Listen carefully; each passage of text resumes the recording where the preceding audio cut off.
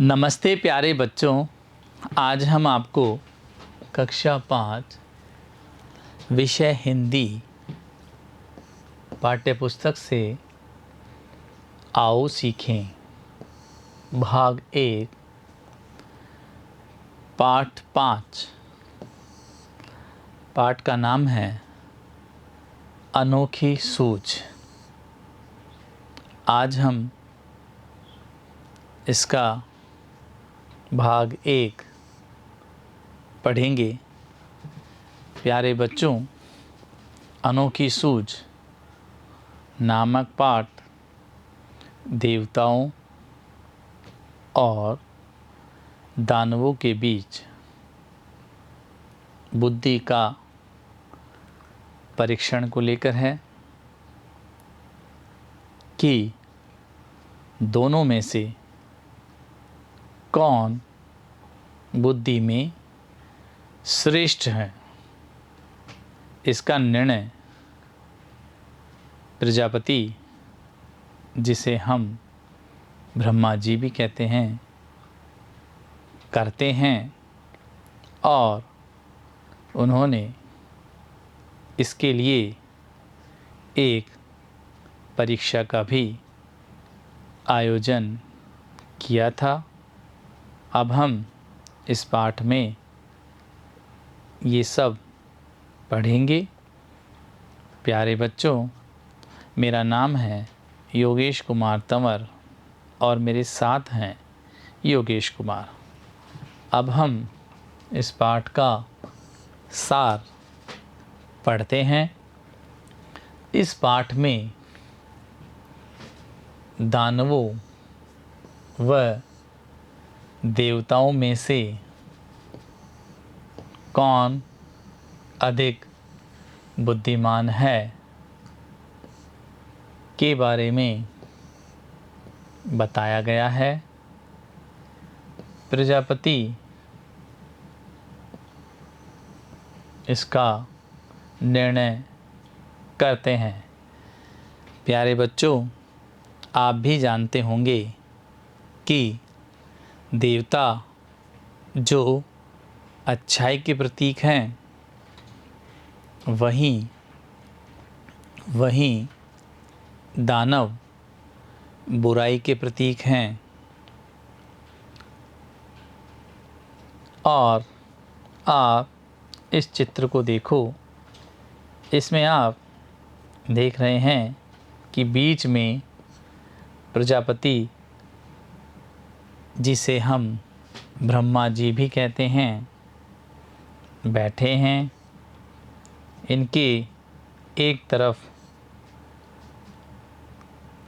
देवता बैठे हैं, वहीं दूसरी तरफ दानव बैठे हैं। अब आपको समझ में आ गया होगा कि देवता और दानव में वार्तालाप हो रही है। आगे चलें। बात पुराने ज़माने की है। उन दिनों देवताओं और दानवों के बीच युद्ध होते रहते थे। दानव व देवता मिलकर प्रजापति के पास गए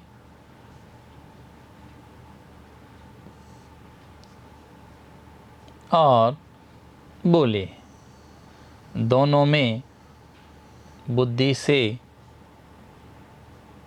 कौन बड़ा है या श्रेष्ठ है। प्यारे बच्चों, आप इस चित्र को देख सकते हैं कि एक तरफ देवता हैं और दूसरी तरफ दानव है। ये दोनों युद्ध कर रहे हैं और इनका युद्ध बहुत समय से चला आ रहा है। यह बात सुनकर प्रजापति सोचने लगे, अगर दानवों को बुद्धिमान बताता हूँ तो देवता नाराज हो जाते हैं, और अगर देवताओं को बुद्धिमान बताता हूँ तो दानव नाराज हो जाते हैं और हो सकता है आपस में लड़ने भी लगे। प्यारे बच्चों, यह युद्ध देवताओं और दानवों के बीच चलता रहता है, पर प्रजापति ने इनको एक परीक्षा के द्वारा कौन श्रेष्ठ है इनका निर्णय करने के लिए ही कहा है। प्रजापति कुछ सोचकर बोले, इसका उत्तर कल दूंगा। प्यारे बच्चों, प्रजापति भी थोड़ा सोचने लगे कि किसको श्रेष्ठ बताया जाए। प्रजापति ने देवताओं व दानवों को भोजन पर आमंत्रित किया। भोजन के बाद बताऊंगा कि कौन बुद्धि में श्रेष्ठ है। दूसरे दिन दोनों पक्ष भोजन के लिए पहुँचे। प्यारे बच्चों, यहाँ पर पक्ष का अर्थ है देवता और दानव। देवताओं और दानवों को अलग अलग कमरों में बैठाया गया। प्यारे बच्चों, इस चित्र को देखो, इसमें आप देवताओं और दानवों को देख सकते हैं। मिठाई से भरे थाल दिए गए। भोजन करने की शर्त यह थी कि कौहनी को बिना मोड़े भोजन करना है। समस्या ये थी, खाए तो खाएं कैसे। भोजन भी नहीं बचना चाहिए। देवताओं ने एक उपाय सोचा। कमरे के किवाड़ बंद किए और आमने सामने बैठ गए। लड्डू उठा कर एक दूसरे के मुंह में देने लगे। कुछ देर में थाल साफ हो गया, मतलब थाल खाली हो गया। देवताओं ने शांतिपूर्व भोजन किया। प्यारे बच्चों, इस चित्र को देखो, इसमें आप देख सकते हैं कि देवता बड़े ही शांतिपूर्ण तरीके से एक दूसरे को बड़े ही प्यार से भोजन करवा रहे हैं और बड़ी ही प्रसन्नता के साथ भोजन कर रहे हैं। आगे चलें। वहीं दूसरी ओर दानव परेशान थे। वे लड्डुओं के थाल पर टूट पड़े।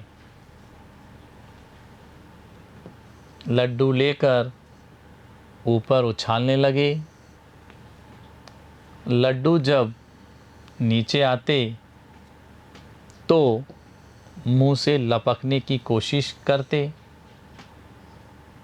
जमीन पर गिरते और चूर चूर हो जाते। प्यारे बच्चों, इस चित्र को देखो। इसमें आप देख रहे हैं कि दानव लड्डुओं को उछाल रहे हैं और लड्डू नीचे गिरकर चूर चूर या खराब हो रहे हैं और इनका पेट भी नहीं भर रहा है या इन्होंने भोजन नहीं किया है, भोजन बेकार हो रहा है। चीखते चिल्लाते और लड़ते झगड़ते रहे। कौन बच्चों? दानव। सारी स्थिति स्पष्ट थी। प्रजापति ने कहा, देवता ही श्रेष्ठ है। प्यारे बच्चों, इस चित्र को देखो। इसमें आप देख रहे हैं कि देवता और दानवों के बीच एक युद्ध हो रहा है। लेकिन प्रजापति ने देवताओं को सर्वश्रेष्ठ इसलिए बताया है क्योंकि वो जो परीक्षा हुई थी उसमें वो सफल रहे। उन्होंने अपनी अनोखी सूझ का परिचय दिया है देवताओं ने। वहीं दूसरी तरफ दानव ने भोजन को खराब किया है। लड्डू जमीन पर गिर रहे थे, उछाल उछाल कर खा रहे थे। इस प्रकार प्रजापति ने देवताओं को बुद्धि में श्रेष्ठ माना है। अब हम आगे चलते हैं। इस पाठ के शब्द अर्थ पढ़ते हैं। शब्द है प्रजापति, अर्थ है ब्रह्मा। शब्द है शांतिपूर्वक, अर्थ है शांति के साथ। शब्द है मिष्ठान, अर्थ है मिठाई। शब्द है मुंह ताकना, अर्थ है देखते रहना। शब्द है टूट पड़ना, अर्थ है झपट पड़ना। प्यारे बच्चों, आज हमने आपको अनोखी सूझ नामक पाठ पढ़ाया है। उसमें आपने देखा कि दानवों और देवताओं के बीच युद्ध होता रहता है और प्रजापति ने अपनी अनोखी सूझ से यह निर्णय किया कि बुद्धि में कौन श्रेष्ठ है और ये देवताओं ने भी साबित किया है। हमने आपको इस पाठ के शब्द अर्थ भी करवाए हैं। आप घर पर इस पाठ को पढ़ें, लिखें, समझें और याद करें। अगले भाग में हम आपको इस पाठ के प्रश्नोत्तर और व्याकरण करवाएंगे। धन्यवाद बच्चों।